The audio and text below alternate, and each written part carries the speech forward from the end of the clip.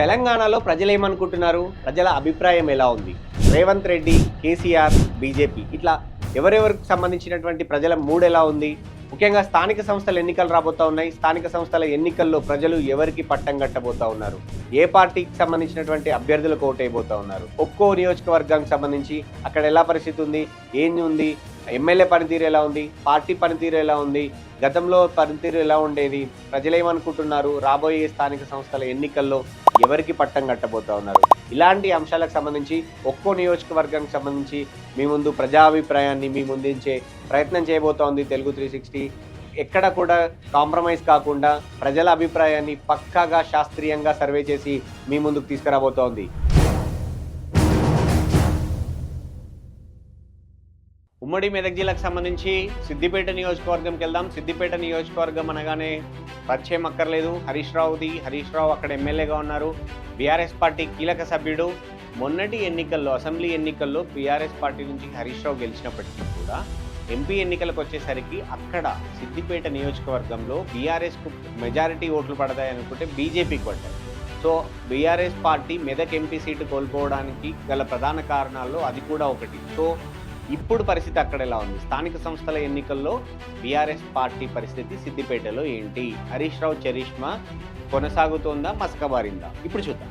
సిద్దిపేట నియోజకవర్గానికి సంబంధించినటువంటి మొదటి ప్రశ్న, సిద్దిపేట నియోజకవర్గంలో కేసీఆర్ పాలన కంటే రేవంత్ పరిపాలన మెరుగ్గా ఉందా అని మనం అడిగితే ఉంది అనే వాళ్ళ సంఖ్య కేవలం 11% అయితే, లేదు అనే వాళ్ళ సంఖ్య 55.55% అయితే, ఇప్పుడే చెప్పలేం అనే వాళ్ళ సంఖ్య దాదాపు 33.3%. అంటే సో ఓవరాల్గా ఇప్పుడే చెప్పలేము, 2 ఏళ్ళు అయింది కదా అనే వాళ్ళు ఉన్నప్పటికీ కూడా బాగాలేదు, గతంలో బాగుండే, హరీష్ రావు అధికారంలో ఉన్నప్పుడు బాగుండే, బీఆర్ఎస్ పార్టీ అధికారంలో ఉన్నప్పుడే బాగుండే, సిద్దిపేటలో ఏ పని అంటే ఆ పని అవుతుండే, నియోజకవర్గానికి నిధులు ఎక్కువ వస్తుండే, జిల్లాకు నిధులు ఎక్కువ వస్తుండే అనే వాళ్ళ సంఖ్య కూడా చాలా ఎక్కువగా ఉంది.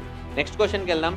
నెక్స్ట్ క్వశ్చన్, రైతు భరోసా, రైతు రుణమాఫీ పట్ల సంతృప్తిగా ఉన్నారా అంటే ఏకపక్షంగా తీర్పునిచ్చారు సిద్దిపేట ప్రజలు లేము అని. గతంలో టైంకు పడేవి పడట్లేదు, యూరియాలో నిర్లక్ష్యం ఉంది రైతుల పట్ల సిద్దిపేట నియోజకవర్గంలో, విత్తనాల పంపిణీలో నిర్లక్ష్యం ఉంది, ఈవెన్ ధాన్యం కొనుగోలులో కూడా నిర్లక్ష్యం ఉంది. సో రైతులకు సంబంధించి మాత్రం మేము సంతృప్తిగా లేము అనేది చాలా స్పష్టంగా కనపడింది. నెక్స్ట్ క్వశ్చన్కి వెళ్దాం. రేవంత్ పరిపాలనకు మీరు ఇచ్చే మార్కులు ఎన్ని అని అంటే అవుట్ అండ్ రైట్గా 25 మార్కులు ఇచ్చిన వాళ్ళ సంఖ్య 44.44% అయితే, 50 మార్కులు ఇచ్చిన వాళ్ళ సంఖ్య 55.55%. మిగతా 75, 100 మార్కులు అనేవి ఎవరు కూడా ఇవ్వలేము అన్నట్టు చెప్పింది. నెక్స్ట్ క్వశ్చన్కి వెళ్దాం.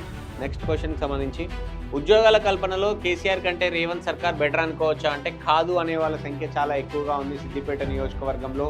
సో బీఆర్ఎస్ ఫ్లేవర్ అక్కడ ఎంత గట్టిగా ఉంటుందో చెప్పొచ్చు. సో అది కనపడతా ఉంది.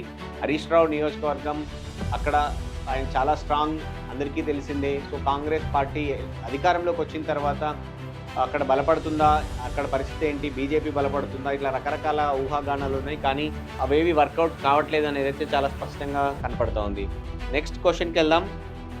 మీ ఎమ్మెల్యే పనితీరు ఎలా ఉంది అని అడిగినప్పుడు బాగుంది అనే వాళ్ళ సంఖ్య 94.44% అయితే, బాగాలేదు అనే వాళ్ళ సంఖ్య కేవలం 5% పై చిలుకు ఉంటే, మెరుగుపరుచుకునే వాళ్ళు లేనేలేదు. సో హరీష్ రావుకి ఒక పేరు ఉంటుంది, పని రాక్షసుడు, పరిగెత్తిస్తాడు అని. సో అది చాలా స్పష్టంగా ఇక్కడ కనపడతా ఉంది. నియోజకవర్గాలకు సంబంధించినటువంటి శాంపుల్స్ విశ్లేషించినటువంటి ఆధారంగా వచ్చినటువంటి రిజల్ట్స్ చూస్తున్నాం కదా, కేవలం పేపర్ శాంపుల్సే కాదు, ప్రజలు కూడా ఏమనుకుంటున్నారో, ప్రజల అభిప్రాయం ఎలా ఉందో కొన్ని వీడియోల్ని చిత్రీకరించింది తెలుగు 360. ఆ సంబంధించినటువంటి రిజల్ట్స్ కూడా ఇప్పుడు మనం చూద్దాం. ప్రస్తుతం హరీష్ రావు గారి యొక్క కాన్ఫరెన్స్లో ఉన్నాం, సిద్దిపేటలో అయితే ఉన్నాము. ఇక్కడ ప్రజలు ఏమనుకుంటా ఉన్నారు తెలుసుకునే ప్రయత్నం అయితే చేద్దాము. బాబా, ఏ ఊరేమన్నది? ఇక్కడ లోకలేనా?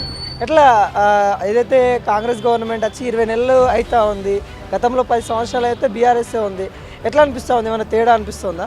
అంటే ఈ గవర్నమెంట్ ఇప్పుడు అన్ని హామీలు పెట్టుకున్నారు కాబట్టి బాగానే చేసుకుంటారు. కానీ ఇంకా నెరవేరేటివి ఉన్నాయి కదా, ఇంకా చాలా ఉన్నాయి కదా, అవన్నీ నెరవేరితే బాగుంటుంది. మళ్ళీ ఇక బీఆర్ఎస్ కోరుకుంటారా లేకుంటే కాంగ్రెస్నే కోరుకుంటారా? లోకల్ అంటే ఇక చేసే లీడర్నే కోరుకుంటారు ఎక్కువ. ఇట్లా ఇప్పుడు అధికారం పోయింది కదా, మీ ఎమ్మెల్యే హరీష్ రావు ఎంతవరకు చేస్తుండు పనులు, సిద్దిపేట అభివృద్ధికి ఎంతవరకు తోడ్పడుతుంది? ఈ ఎమ్మెల్యే అంటే ఆయన చేతులున్నప్పుడు ఒక లెక్క ఉంటుంది, ఇప్పుడు ఒక లెక్క ఉంటుంది. యూరియా కొరత ఉంది, పబ్లిక్ బీఆర్ఎస్ 10 సంవత్సరాలు పరిపాలించింది.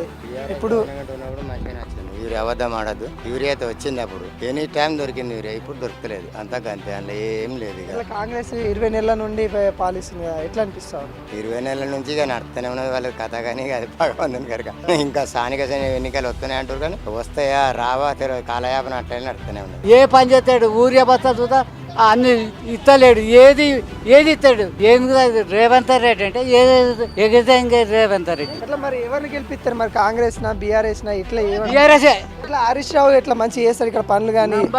నంబర్ ఒక చెప్తాడు. హరీష్ రావు మించినోడు లేడు, కేసీఆర్ మించినోడు లేడు. ఇప్పుడు కొత్తగా వస్తుంది ఏమన్నా ఇందిరమ్మ ఇల్లు లెవెల్ ఇక వచ్చినాయి, మత్తుకు వస్తున్నాయి, కానీ రంగనాపల్లికి అనేది రాలే, ఈయనైతే రాలే. ఊళ్ళో పండి మత్తుకు వచ్చినాయి అంటారు.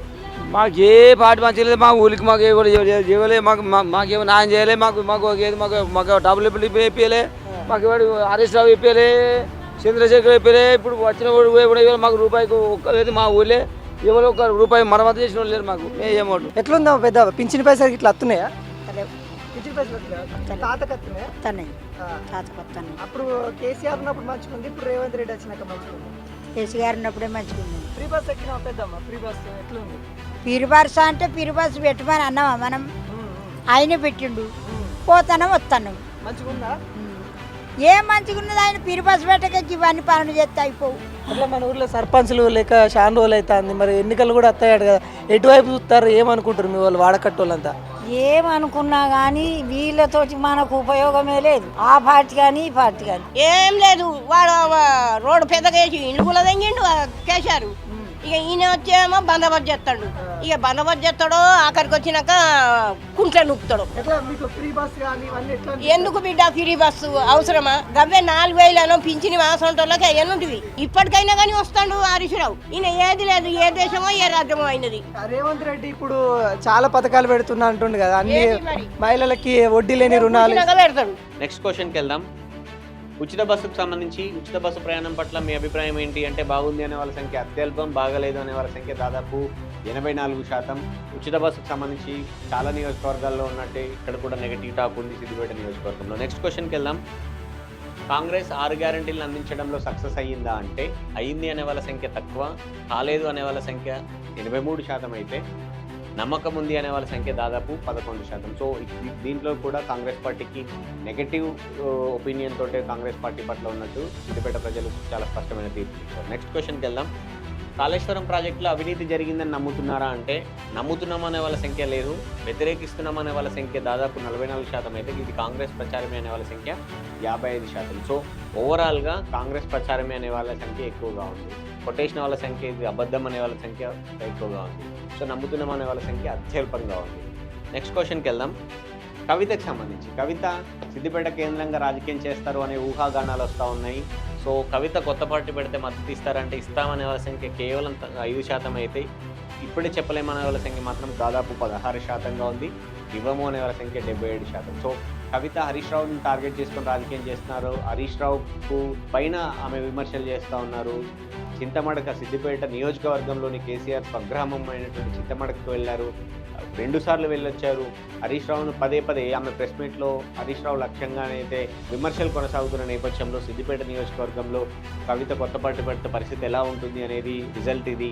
ఇంకా టైం కావాలి, కొద్ది రోజులు పోతే తెలుస్తుంది అనే వాళ్ళ సంఖ్య కూడా చాలా, అంటే అక్కడ మాట్లాడుతున్నప్పుడు వాళ్ళ అభిప్రాయం, కానీ ఓవరాల్ రిజల్ట్ మాత్రం ఇది. సో ఫైనల్ క్వశ్చన్కి వెళ్దాం. స్థానిక సంస్థల ఎన్నికల్లో సిద్దిపేట నియోజకవర్గంలో ప్రజలు కాంగ్రెస్ వైపా హరీష్ రావు వైపా అనేది అంటే, చూస్తే చాలా స్పష్టమైన తీర్పునిచ్చారు.